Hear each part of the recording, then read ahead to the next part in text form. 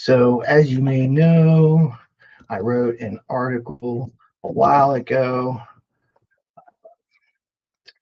about the new school contract, and that's kind of why I wanted to go ahead and talk about it a little bit here. So let me share this screen.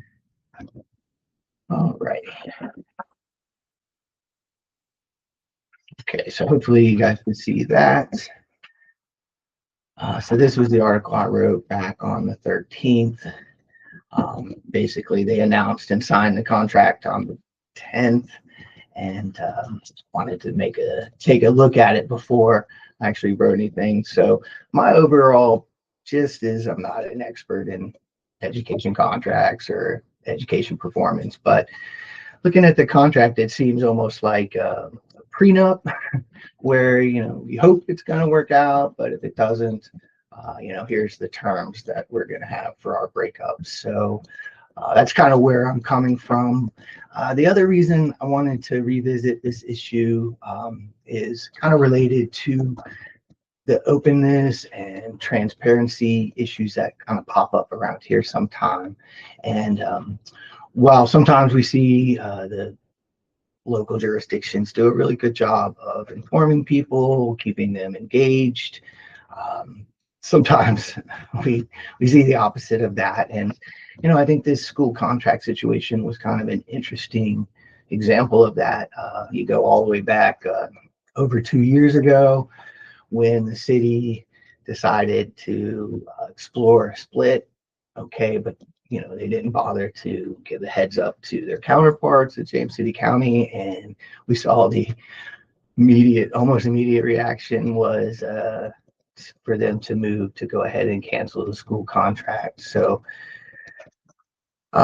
just that whole situation kind of kicked this off, and I'm not really sure how many people had a lot of input in all of that as it was going on. So fast forward somewhere around 2 years, there wasn't still a lot of information made available, and I actually wanted to pull up just an example of what I'm kind of talking about there.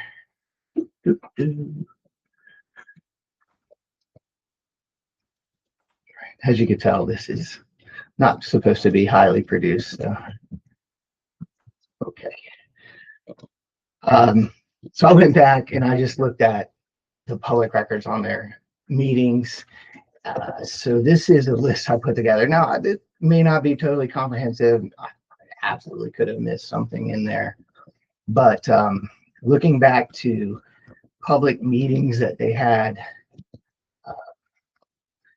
since January 1, I couldn't really find any public hearings about the school issue. In fact, mostly what I found was a bunch of closed sessions. So you can see James City County, they met frequently, but it was all closed sessions as far as I know. Maybe it was different. I'm happy to have people correct me because I want to get it straight up there. They did have these joint meetings with the school board in Williamsburg.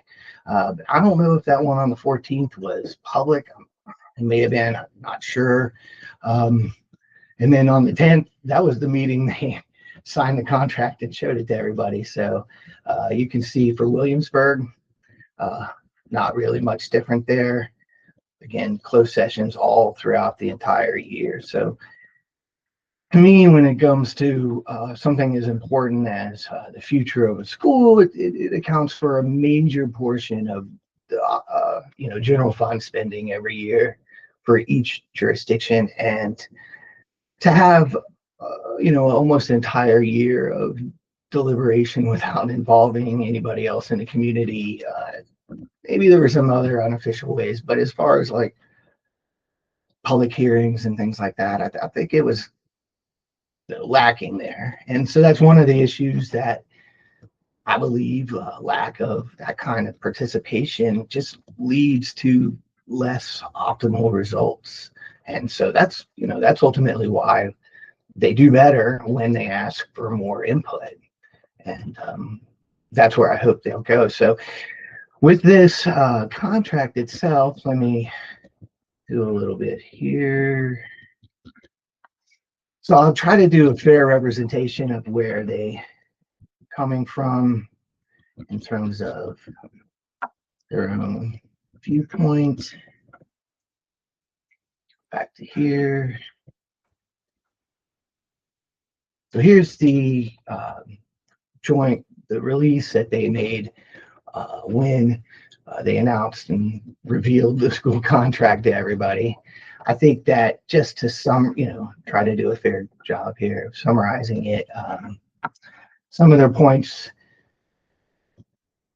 just broad talking points based on what they put out there. They say, okay, this agreement affirms our commitment to cooperation, and the initial term is for 10 years, which is a long time. So that definitely sets a framework for going forward. So kudos to them for getting to that point. I think it does allow more clarity for people, obviously. Now, the caveat to that is that it has the modification clause in there, I believe, after sometime in 2030, 5 years, and the contract can't be modified before that.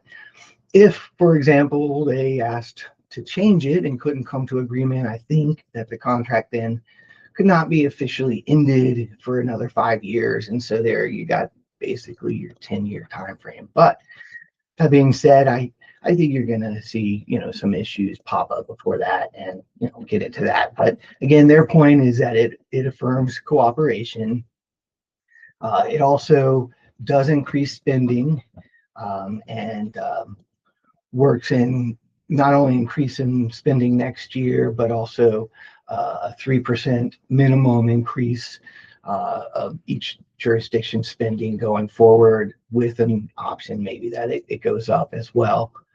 And this increased spending is supposed to be focused on student performance, which is the issue that Williamsburg raised a couple years ago in terms of announcing the feasibility study. Another point is that they believe the contract is, now splitting operating and capital costs fairly and equitably, so that Williamsburg is paying their share for their students and what their students need, and vice versa for James City County. It'll also be adjusted for fluctuations in enrollment and things like that. So, they believe, okay, that's creating a more equitable split. And then, I think that one of their final points would be that they have increased the participation of the school board. They say that they've written them into the agreement as another party, and they've empowered the school board to, make decisions based on student performance. And so I think, that is here in their talking points, the release that they made. And I encourage you to go check this out. It's all on the website.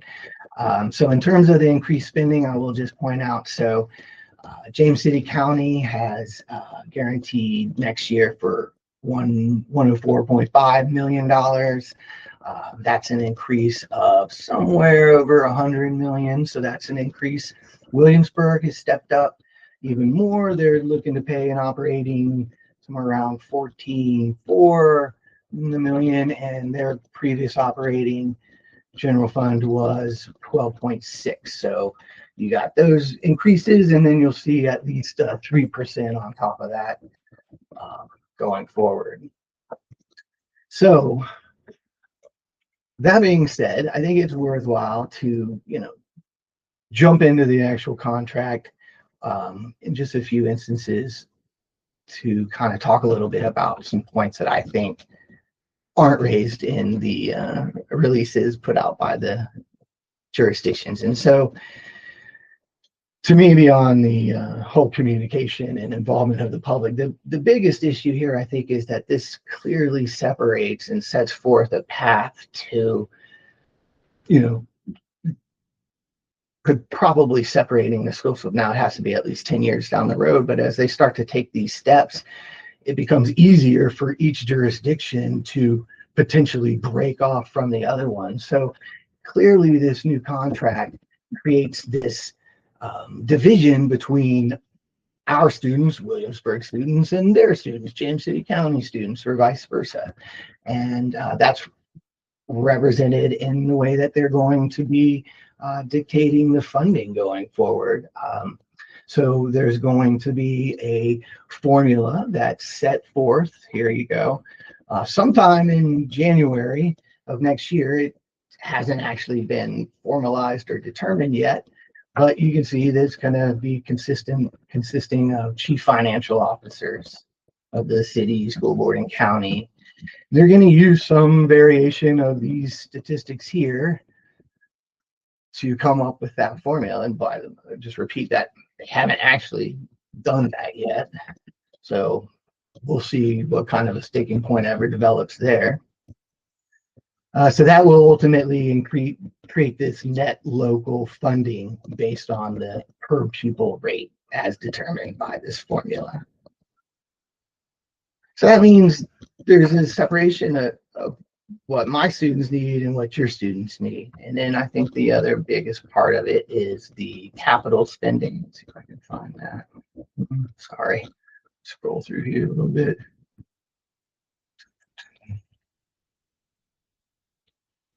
Anyway, the capital funding here is split up so that Williamsburg will pay for basically the schools and things that are inside that are specific to their students' use, and James City County will pay for theirs, and that'll include the upkeep as well as any potentially new buildings. Now, the split cost is among the shared administrative buildings, and that's something that they'll have to figure out. But now you set up, as I've said over, is a distinction between students and property. And I think that's ultimately one of the biggest hangups for them not getting a split going before, and maybe outside of the whole staff and split. I think that another big issue that they've turned around on this contract is that instead of the school board coming and proposing budget that they need in order to accomplish what they want, now that responsibility is going to reside with the executives of the city and the county as part of their initial budget presentation each year. And then the school board is going to be able to come back and ask for additional money. And that, as they say in their material, is a flip of what they have going on now. And so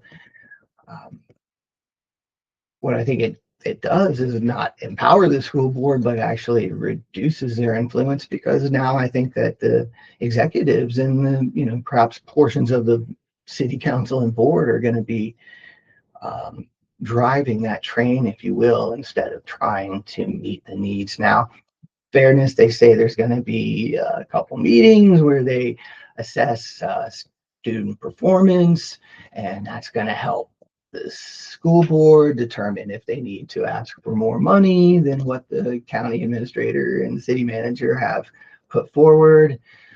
But as far as I can tell, there's no real explanation in the contract of how they're actually going to judge what the student performance is and how it's gotten better or worse. And so that's just another issue, if you will, that's left hanging. And so, my expectation, this thing may work out, and maybe 20 years from now, everything is hunky-dory. Who knows? But when I look at it, I think that it kind of lays out very clearly the steps to dissolve the system if they both come to that conclusion. I think they'll be there within a few years, 3-4 years, and then it'll be whether they can come back and make nice again or whether they have to split off. But I think what the interesting thing is that clearly James City County would have to spend some money to make some nicer facilities, but they're certainly large enough when you compare them to local municipal, other jurisdictions to operate their own school system. So where Williamsburg stands on that, I'm not sure. But